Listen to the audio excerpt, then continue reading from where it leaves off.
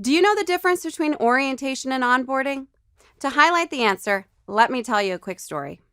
A woman who attended one of my training classes told me a story about how, on her first day of work, she spent some time in the conference room reviewing the corporate policy handbook and some marketing materials, and then she was given a tour and introduced around the office.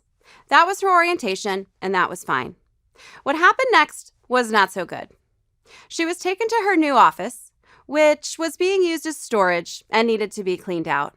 She spent the next few days removing boxes and old furniture, and then setting up her desk and office space.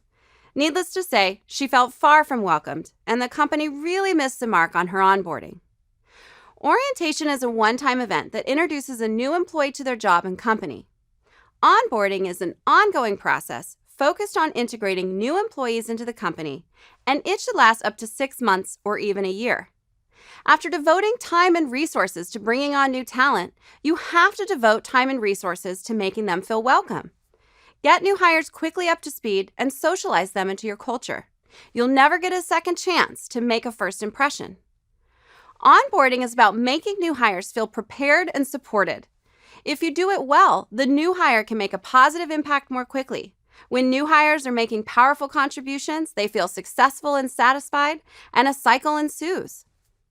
A great first step to developing an onboarding program is to simply stop and think about what kind of information a new hire is seeking. They want to understand the knowledge and skills they should demonstrate in their job, how to develop positive relationships, how the corporate politics work, slang and jargon unique to your organization, the social and actual rules they should follow, and the history and customs in your company. You might also ask those more recently hired about their first days in your workplace.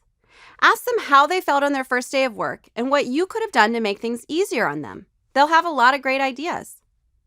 With this information, you can craft your onboarding program. Some best practices to keep in mind are as follows.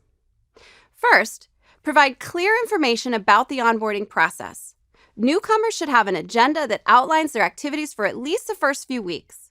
I provided a template onboarding agenda for you in the exercise files for this course. Second, involve as many experienced organizational members as you can. For example, you might set up meetings with the department heads so the newcomer can understand the organization's structure. Or you might assign a longtime employee to serve as the employee's mentor. Third, regularly provide newcomers with positive and constructive feedback as they adjust to the environment. A customer service representative should receive specific and ongoing feedback on their calls with your clients, for example. Someone should be available to talk through the calls and discuss what went well and what did not go well and why. In other words, on-the-job training should be well planned out and well executed.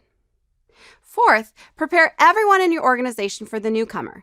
Too often, the newcomer is seen as a nuisance with all of their questions and mistakes. How annoying.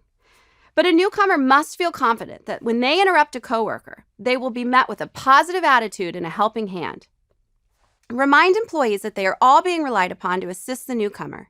You could even hold employees accountable to the success of newcomers and tie a reward to the newcomer's success. Fifth, set up the workstation before newcomers arrive. Create a checklist of things to do to ensure a newcomer is ready to hit the ground running. Think about what it might be like if you showed up for work and had to clean out what was supposed to be your office. Finally, work directly with the employee's supervisor. As the HR representative, you are responsible for designing the onboarding, but the supervisor is responsible for training and integrating this new team member. You should be working in partnership the whole way. Keep in mind that an effective onboarding program can bring a new hire up to speed, making them a contributing team member before you know it. I've provided a list of ideas for your program in the exercise files for this course, so go and get started.